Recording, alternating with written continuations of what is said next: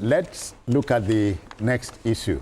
You know, what appears to be a perceived xenophobia is brewing in Ghana towards Nigerians.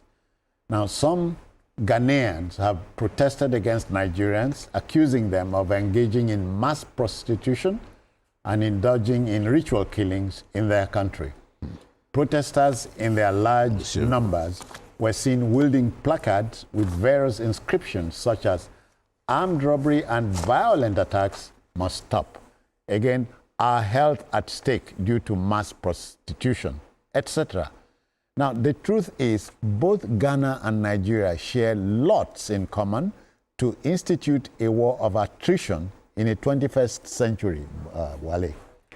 Well, I'm happy that we brought this topic for discussion. Yeah. Because part of the responsibility of media people is to set agenda for conflict resolution.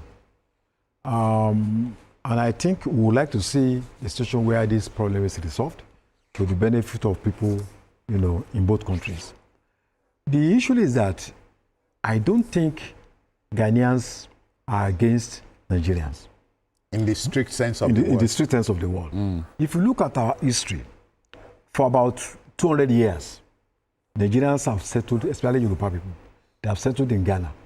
There is a man that left Ilorin, his name is Briama, up to today. And the problem is not even that they set up a kingdom. No. Yeah. This man, we had a kingdom in Kumasi, Greater Accra.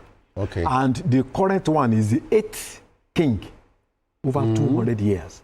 He's a member of the Ghana Council of Traditional Chiefs. He's a Yoruba person.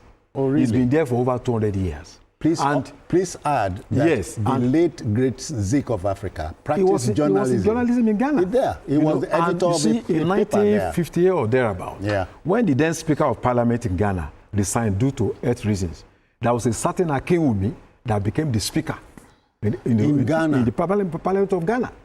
So we've had a long relationship. And I think that at a point, even the Hausa people, they started going to Ghana in 15th century, during the rule of of the king of Kano. His name is Baja. They started moving to Ghana in large numbers. Up to today, when you go to Ghana, you see where they call Zongos.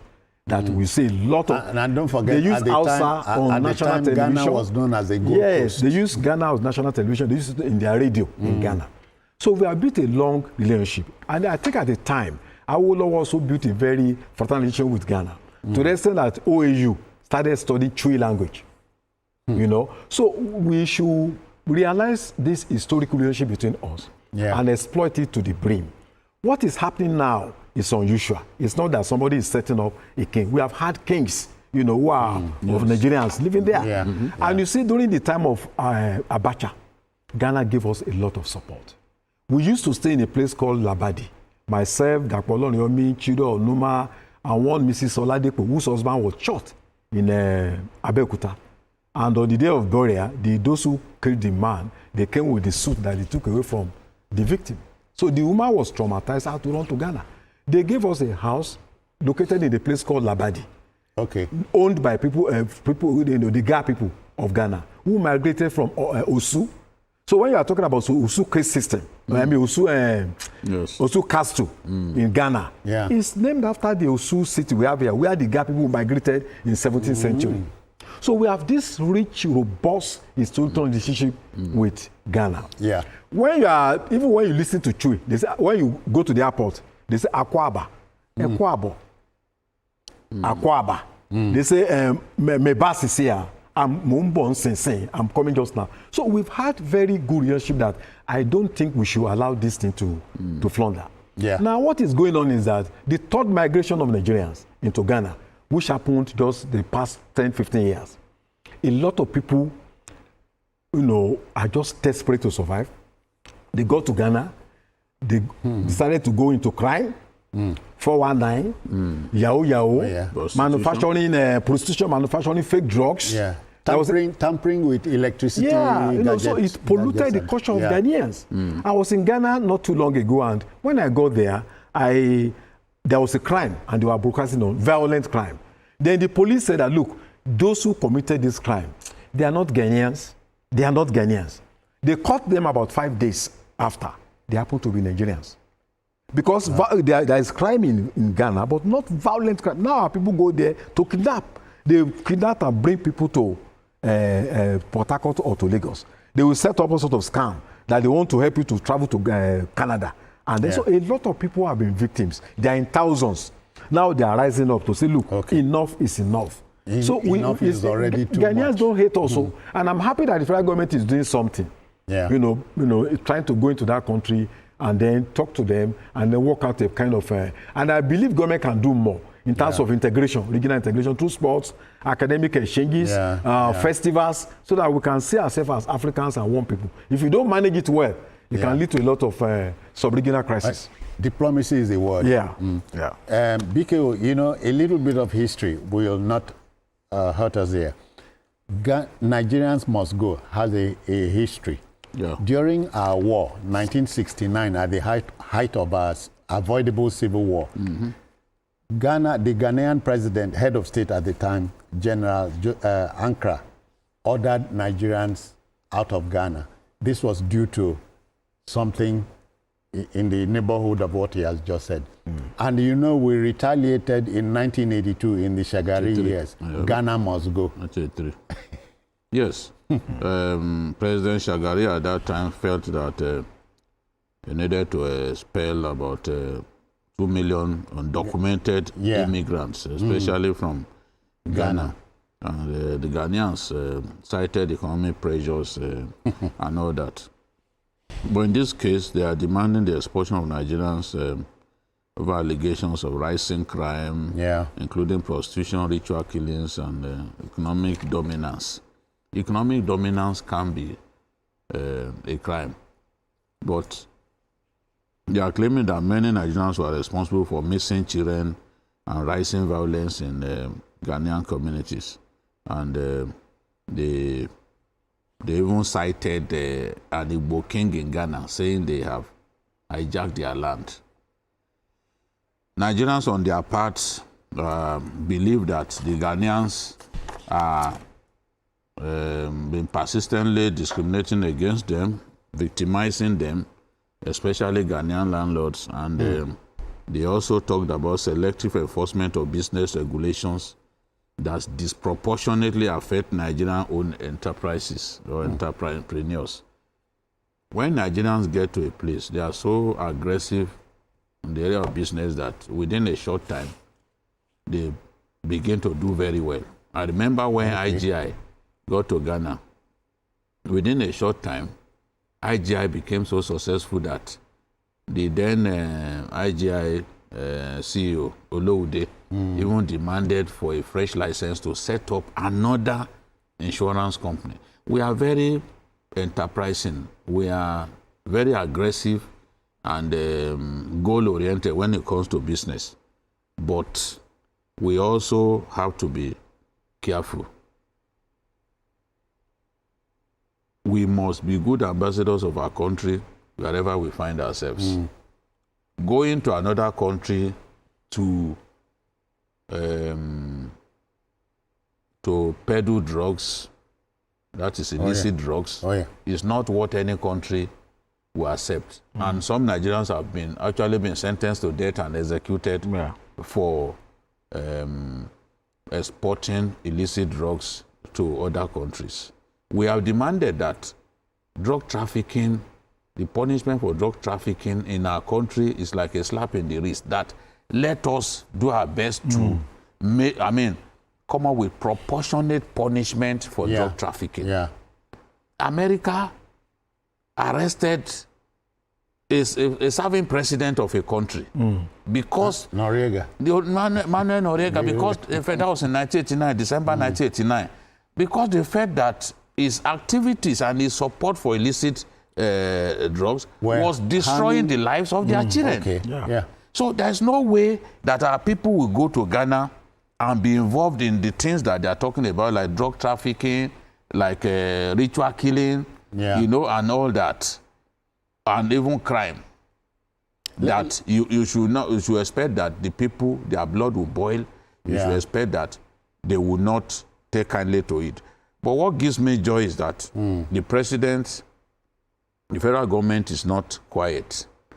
a special envoy has been sent to Ghana to meet with the president so that diplomatically they can look at this issue and try to solve it. That's Bianca Ojukwu, the Minister of State for Foreign Affairs. She went to Ghana, and the president of Ghana has already said Nigeria is not a country that they can abandon. We pointed because we go back a long time. We are rich, potentially rich. No, it's not even. We have a good relations. It's not. It's not all about money. Even in terms of our history, there is a lot of alignment, if I can use that word, in terms of even the history of Nigeria and Ghana. When you talk about coup in Nigeria, almost at the same time, you see something like that happening in Ghana. No, our first coup was in January. Ghana's first coup was in February 1966. Jerry Rawlings surrender power in 1979. Obasanjo also surrendered power shortly after Jerry Rawlings in 1979, not before him. Because some people will say Obasanjo was the first to willingly. Of course, that is historically untrue. Untrue, yeah. Jerry Rawlings handed over to civilians before Obasanjo. BK, and then let me give the same within a short time. Yeah. The military chased away civilians in our country. About that same time was when the Ghanaians also chased away the military in their country. So we are too interconnected as two countries from the West Coast. Yeah, I was going to be fighting one another. You know, musically speaking. But I don't know, High Life. High Life came from Ghana.